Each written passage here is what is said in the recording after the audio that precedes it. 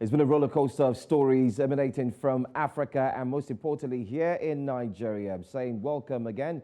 It's the 8 o'clock hour. That's the second hour West African time on Breakfast Central. Now, this is a segment known as This is Good News. A segment set aside to present good news to you, our viewers, by spotlighting individuals, organizations, or people who are doing remarkable, commendable, inspiring, and breathtaking things in their community, sector, or for humanity. Of course, I'm welcoming you to this particular day. Now, it's every Monday, so let me start off with what we have for you today. Now, Nigerians, Africans, most importantly, everyone around the world, renowned for their remarkable strength and courage, whether at home or abroad, as they are known to show perseverance and grind their teeth through trying situations that can lead to depression and suicide. Now, today we're focusing on suicide. Yes, on a Monday morning. Now, suicide is the act of intentionally taking one's own life, and these thoughts are respecter of no one, regardless of status, age, gender, or background. Now, these thoughts come when one is fighting with life's difficulties, ranging from mental health, different types of abuse, trauma, you name it, and not forgetting to financial issues or even as a result of breakups. Let's quickly introduce you to who we have here today. But first of all, let me show this to you, and then most importantly, we'll get to talk some more. I want to learn from you the same way I want you to learn from me. So during COVID, we had people that they wake up in the morning and the next thing they will do is to go to their child's room and just want to start. When did you drop your book here? When did you do this here? It is normal to them. Because when you are confined in an environment, you're not doing anything. My name is Salami Adimar. I am in SS1 commercial class. I learned that I should not be less confident. I must not allow anybody to bully me. And thank you, Asad, for bringing this to our side. I like that. I should not be less confident of myself. Well, the video you just saw is our spotlight of some sets of courageous volunteers who took it upon themselves to help educate and spread awareness on depression, suicidal thoughts, and mental health without collecting a dime, without collecting anything from anyone. But we are joined by a man who has taken the awareness of mental health, depression, and suicidal thoughts up upon himself and his team. Welcome to the show, Dari Asobele. I want to ask, how do you pronounce your surname, by the way? Dari Asobele.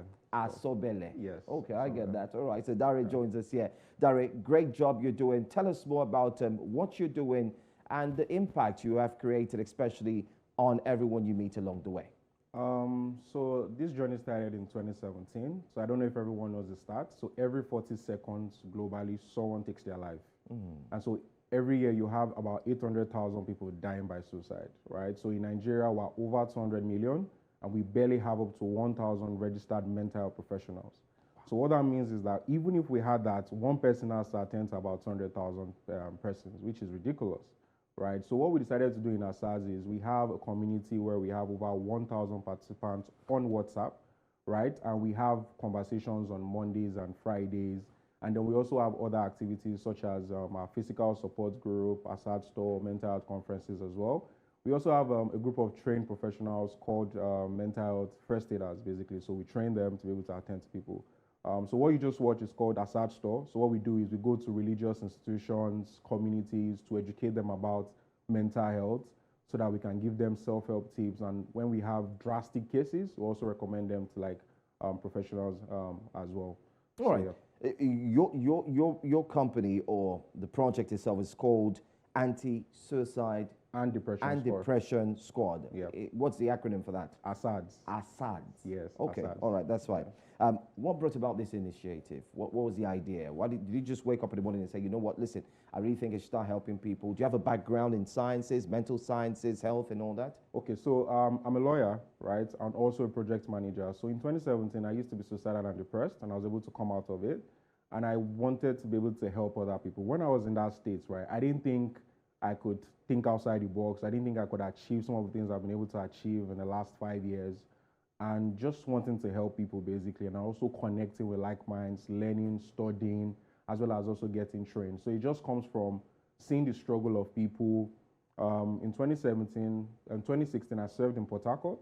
And most times I was hearing about cases of people committing suicide, even on the news.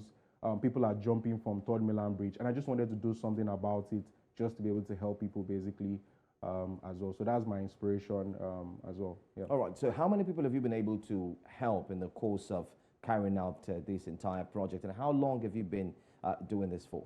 All right, so there's a parent group called Executives Open Initiative, right? So ASAD is a subgroup of Executives Open Initiative. So Executives Open Initiative started in 2013, where we do series of charity events called the Charity Series.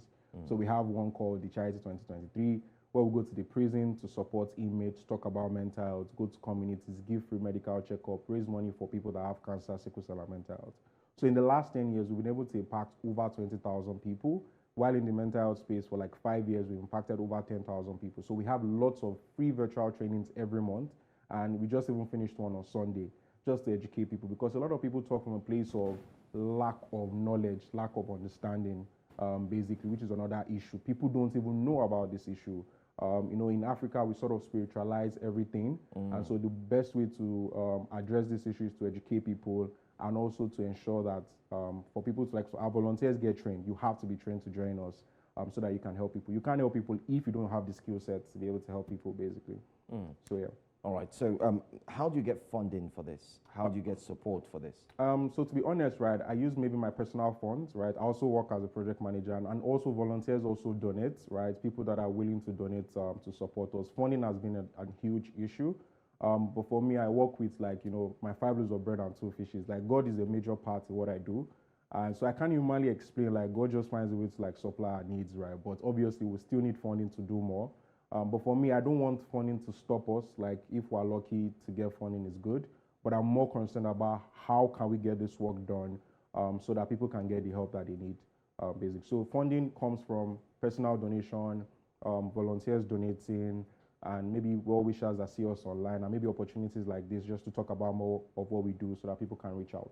I like that. Yeah. I'd like you to look at the camera and feel freely to share how you like people to fund this and get the support, and most importantly, how they can reach you if you're online as well. All right, so if you want to support us, just reach out to us on Instagram. You can send a DM. We're on Instagram at asads.ei and on Twitter at asads_EI. We currently have 2 upcoming events. Like on Saturday, we're going to go to a community at Ajegunle to still talk about mental health, and we need funding. So you can also just check our website at www.asas.com.ng as well. And make sure you also join our training, connect with us, and just share the materials, basically. Even if you can't support, you can join our community and just make sure that you're mentally aware. Yeah. Mentally aware. So that's like a line from your statement as well. But let's quickly wrap things up. How does this make you feel? Doing something good in the midst of being surrounded by people who don't see the need for high moral standards, not caring about who a socks is God and the likes.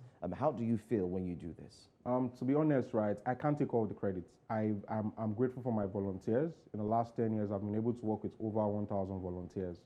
So I have the ideas, but I can't execute these ideas without people. So I'm just grateful for the gift of men, and also being able to see how people can learn in the organization. And it just gives me joy, right? Seeing other people happy without even knowing my name or knowing that I was the one that made that happen is also good as well. I'm just also grateful to all my volunteers, people that have volunteered with us, and people that have supported us along the way. So yeah, I also have to give them credit for that. So yeah, it makes me happy. I want us to do more. I think I really want us to be able to scale to get to Africa, and also just inspire other people that also want to start, where they think that, they need to have all the money to start. Just start, and then along the way, people see what you've done, your work speaks for you, and people just want to support. Yeah. Darry, I can say that you're a great man, and you're doing a wonderful thing, and we're really proud of you, and we thank you so much for putting your energy, your strength, your power, every resources that you have to ensure that you help someone who's actually down, who's depressed. Yeah. Okay? Thank you. Well done. Thank you so much. Okay, so this clearly shows that no matter how depressed you are, no matter how frustrated you are, we know that things are a bit tough, especially with the hike in fuel prices and, most importantly, transportation, food, and the likes. Well, Darry and his team are here to say, listen, they've been helping a lot of people get through depression, and you might want to check his contacts out. So just in case you feel some different type of way, you might want to reach out, and I'm sure he'll be willing to help. Well, that's the good news that we have for you today on a Monday morning. We're always here every Monday morning to spotlight, like we said, individuals, companies, people, persons doing wonderful things, especially things that should be talked about. And we just talked about the wonderful one concerning helping people manage their suicidal thoughts and many more. So again, that's the good news that we bring to you today. Great job being done by Dari. It's back to you. Yeah, absolutely. Interested in, of course, and we'll continue to encourage stuff like that. If you remember a couple of years ago, Nigerians used to be the happiest people in the world. I would like to see, what our suicide rate has, how it has progressed over time and where we currently are. But, a lot of work still needs to be done. And yes, we will continue to encourage it. Thanks a lot for that very, very interesting story. Thanks for having us.